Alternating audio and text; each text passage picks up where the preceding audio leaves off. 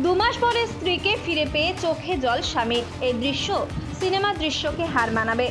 বাস্তব জীবনের এক অবিশ্বাস্য ঘটনা ঘটল বিহারের বাসিন্দা ফুলবতী দেবীর সঙ্গে। জানা যায়, 2 মাস আগে বিহার থেকে স্বামী স্ত্রী দুজনে এসেছিল বর্ধমান ডাক্তার দেখানোর উদ্দেশ্যে। সেখানে স্টেশন থেকেই হারিয়ে গিয়েছিলেন বিহারের ভাগলপুরের বাসিন্দা ফুলবতী দেবী। পরবর্তীতে মেদিনীপুরের একটি বৃদ্ধাশ্রমে আশ্রয় হয়েছিল ফুলবতী দেবীর। পরবর্তীতে হ্যাম রেডিও ক্লাবের সাহায্যে খুঁজে পাওয়া গেল ফুলবতী দেবীর পরিবারের ঠিকানা। ছুটে আসেন তার স্বামী শনিচর মণ্ডল, 2 নাতি। স্ত্রীর দেখা পেয়ে কেঁদে ফেললেন শনিচর মণ্ডল। জানা যায়, বিহার থেকে বর্ধমানে চিকিৎসার উদ্দেশ্যে এসেছিল।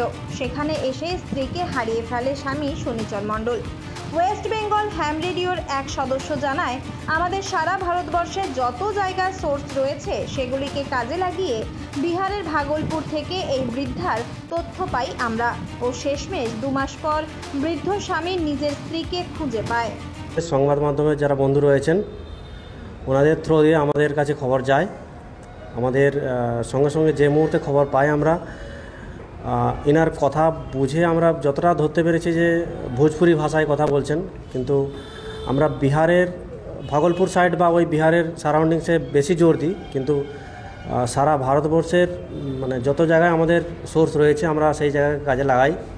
তার ফলে আমরা সেখান থেকে ভাগলপুর থেকে ইনার তথ্য পাই। আমরা গর্বিত যে এরকম সংবাদ মাধ্যমের বন্ধুরা রয়েছেন, ইনাদের মাধ্যমে যে আমরা খবরটা পেয়েছি তার মাধ্যমে আমরা যে বাড়িতে পৌঁছাতে পেরেছি তার জন্য আমরা সংবাদ মাধ্যমের বন্ধুদেরকে ধন্যবাদ জানাই।